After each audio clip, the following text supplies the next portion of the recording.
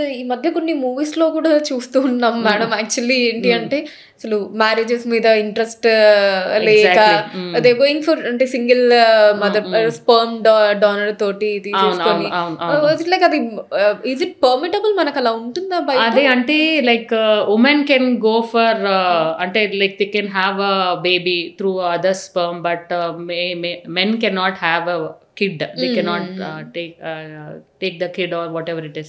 So women ki ala undandi. So many celebrities you know, so వాళ్ళు ఏంటి అంటే వాళ్ళ స్పర్మ్ వాళ్ళ ఎగ్ తో పాటు లేదంటే వేరే వాళ్ళ స్పర్మ్ తోటి అట్లా కూడా చేస్తున్నారు అనమాట. So that is also okay. అంటే ఏంటి అంటే నాకు ఈ హస్బెండ్ టెన్షన్, ఈ హస్బెండ్ ఈ ఫ్యామిలీ ఇదంతా అవసరం లేదు అనుకున్న వాళ్ళు ఓన్లీ కిడ్ కావాలి, they want to raise a kid అన్నప్పుడు it is permittable for the women but not for the men. Okay fine madam. ఈ ఎండోమెట్రియోసిస్ అంటే ఏంటి? అంటే దానికి రీజన్స్, కాజ్ ఆఫ్ అది బేసికల్గా ఎండోమెట్రియోసిస్ అండ్ అడినోమైసిస్ అనేది ఇవి 2 అంటే పీసీఓడి కూడా చెప్పొచ్చు. ఈ 3 అనేది major curse for the women అనమాట. అంటే ఏంటంటే మనకు పగవాళ్ళకు కూడా రాకూడదు, శత్రువులకు కూడా రావద్దు అన్నట్టుగా అంటారు. అలా అని చెప్పేసి దానికి ట్రీట్మెంట్ కూడా ఉందండి. సో మనం జాగ్రత్తలు తీసుకోవాలి, తర్వాత దానికి ట్రీట్మెంట్ తీసుకోవాలి, అది రాకుండా ఉండాలి. ఏంటి అంటే there are some certain things. ఇప్పుడు ఎండోమెట్రియోసిస్ అంటే ఏంటి అంటే ఎండోమెట్రియల్ లైనింగ్ ఉంటుంది కదండి, అంటే యూట్రస్లో 3 లేయర్స్ ఉంటాయి అనమాట. ఎండోమెట్రియం, దాని పక్కన ఉన్న మయోమెట్రియం అంటాం, దాని పక్కన ఉన్నది సీరోజా ఆర్ పెరిమెట్రియం అంటాం అనమాట.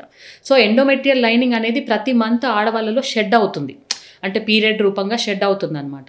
కొంతమందికి ఏంటి అంటే ఈ షెడ్ అయ్యేది కిందకి కాకుండా ట్యూబ్స్లో నుంచి వెళ్ళిపోయి ఆ ఎండోమెట్రియల్ సెల్స్ కానీ ఎండోమెట్రియల్ లేయర్ కానీ ట్యూబ్లో నుంచి వెళ్ళిపోయి ట్యూబ్ కాస్త ఎఫెక్ట్ అయ్యి తర్వాత ఓవరీస్ మీద పడి తర్వాత కింద పెల్విక్ ఆర్గన్స్ మీద పడి even on the సీరోజా of that bladder, even on the సీరోజా of the rectum అట్లా పడి ఎక్కడెక్కడ ఎండోమెట్రియల్ టిష్యూ పడిపోతుందో, ఇట్లా మనం బాంబ్ వేస్తే ఎలా అయితే ఎక్స్ప్లోడ్ అవుతుందో ఎక్కడెక్కడైతే ఎండోమెట్రియల్ టిష్యూ పడుతుందో అక్కడక్కడ మనకి ఎండోమెట్రియోసిస్ వచ్చే అవకాశం ఉంటుంది అనమాట.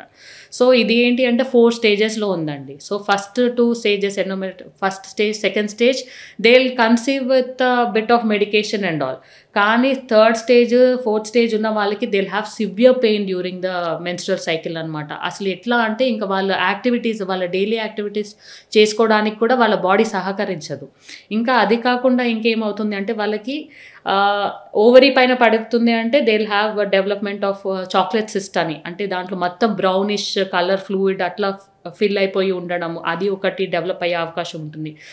తర్వాత రెక్టల్ సీరోజా పైన పడిన తర్వాత ఏమవుతుంది అంటే వాళ్ళకి మోషన్ వెళ్ళినా ప్రాబ్లం అవుతుంది, తర్వాత ఇంటర్కోర్స్ చేసిన అంటే భార్య భర్త కలిసినప్పుడు కూడా ప్రాబ్లం అవ్వడము, తర్వాత ఇంకొకటి ఏంటి అంటే వీళ్ళలో ఎగ్ క్వాలిటీ అనేది తగ్గిపోవడము, దానివల్ల ఏంటి అంటే ఇన్ఫ్లమేషన్ అనమాట. దానివల్ల ఇన్ఫ్లమేషన్ రావడం వల్ల ఏంటి అంటే కరెక్ట్ మెచ్యూర్ ఎగ్ రాకపోవడము చాలా ప్రాబ్లం అనమాట ఇది ఎండోమెట్రియోసిస్. అదే అడినోమయోసిస్ ఏంటి అంటే it will be restricted only to that uterus అనమాట. ఈ ఎండోమెట్రియల్ లేయర్ ఎప్పుడైతే మనకి పెరిమెట్రియం వరకు అంటే మయోమెట్రియం పెరిమెట్రియం వరకు రీచ్ అవుతుందో దాన్ని అడినోమయోసిస్ అంటాం. వీళ్ళలో ఏంటి అంటే ఇప్పుడు పీరియడ్ అప్పుడు పెయిన్ రావడము, తర్వాత ఒకవేళ ప్రెగ్నెన్సీ వచ్చినా కానీ ఈ అడినోమయోసిస్ వల్ల ప్రెగ్నెన్సీ కూర్చోలేదన్నమాట. అక్కడ ఆ ఇన్ఫ్లమేషన్ అనేది అలా ఉంటుందన్నమాట. సో ప్రెగ్నెన్సీ కూర్చొనివ్వకుండా మిస్క్యారేజ్ అవ్వడము, రికరెంట్గా మిస్క్యారేజ్ అవ్వడము, సో ఇదంతా చాలా ప్రాబ్లమాటిక్ అండి లేడీస్కి. సో ఇది అవాయిడ్ చేయాలి అంటే ఏంటి అంటే బేసికల్గా ఆ రెట్రోగ్రేడ్ మెన్స్ట్రుయేషన్ జరగకుండా మనమైతే డెఫినెట్గా 100% ఆపలేము. కాకపోతే ఏంటి అంటే you have to come to the gynaecologist get it, అంటే మీకు పీరియడ్స్లో పెయిన్ వస్తుంది అంటే you have to become alert.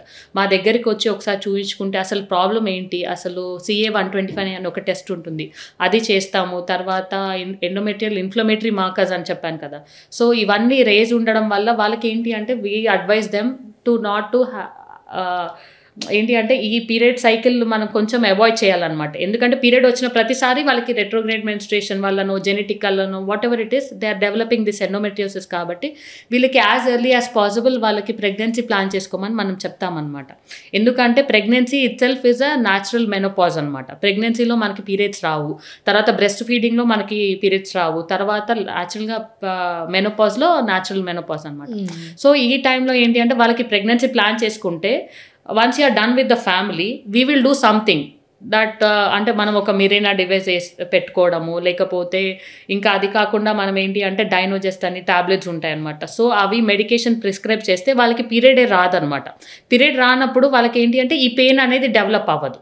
So ఇట్లా మనం కొంచెం మేనేజ్ చేసుకోవచ్చు. దే హ్యావ్ అంటే లైక్ ప్రెగ్నెన్సీ ప్లాన్ చేస్తున్నప్పుడు వీ కెనాట్ ట్రీట్ దిస్.